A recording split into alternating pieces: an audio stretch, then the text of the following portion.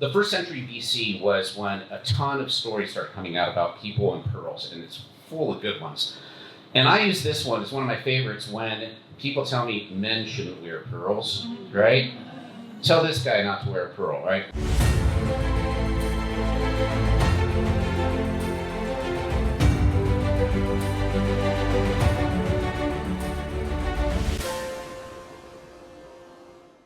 His name was General Pompey, and they called him Pompey the Great eventually.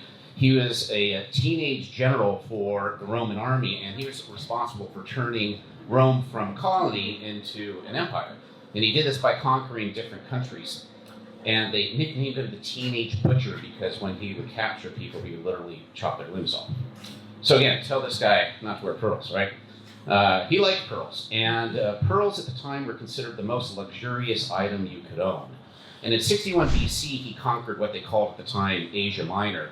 And to celebrate, he came back and he had what's called a triumph. And the triumph was a 2-day celebration.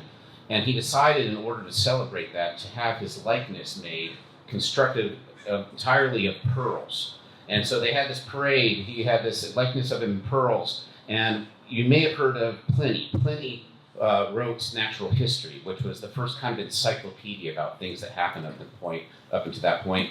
And we get a lot of great information about a lot of things from natural history. Well, Pliny writes about this, and he says, the display being more the triumph of luxury than the triumph of conquest. And then he goes on to say, thy portrait in pearls, O Magnus, Magnus meaning the great, thy portrait in pearls, refinements and luxury which the Roman laws would not have allowed thee to wear even.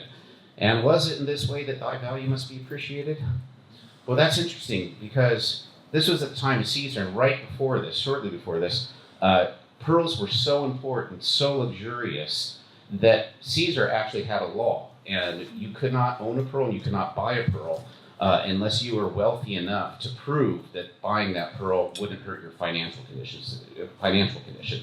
So that's what he meant, that just before that, Pompey it'd be illegal for him to even wear a pearl. Yeah. So interestingly enough, this is interesting, unmarried women, no pearls. So guess what happened? There's a lot of people getting married to rich guys. So I don't know if they wanted that consequence or not. So Julius Caesar was a big pearl collector. Did you know that? He is said to have a kind of a party trick where he would hold a pearl, and he did it so often and was good at it that he could actually tell how much it weighed, and that was kind of his party trick. Loved pearls. And some people say, and I'd say more people actually disagree with this, and that's why I'm going to throw it out there. But it is interesting that some people have written that they think that he invaded Britain in part because he heard that Britain had some incredible freshwater pearls. And this particular author says Caesar himself, like many others, hoped for lavish loot of gold and silver, and above all pearls. And I put that there just again to show you that gold, silver, whatever, pearls were it. So one more example. Well, you could talk an hour about Servilia, his mistress, Servilia. There's a story about Caesar buying her a pearl, and he spent 6 million sesterces for it.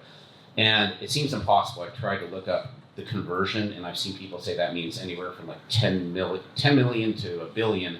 But anyways, it's a lot of money. So he bought her the black pearl that you see there in that depiction. And interestingly enough, she was Brutus's mom, and Brutus killed Caesar a little bit later. Now, some people said that he did this to set one up over Pliny, or sort of over Pompey, because Pompey had such a disgusting way of wealth that Caesar was going to outdo them. And other people said he was just in love. I'm going with love.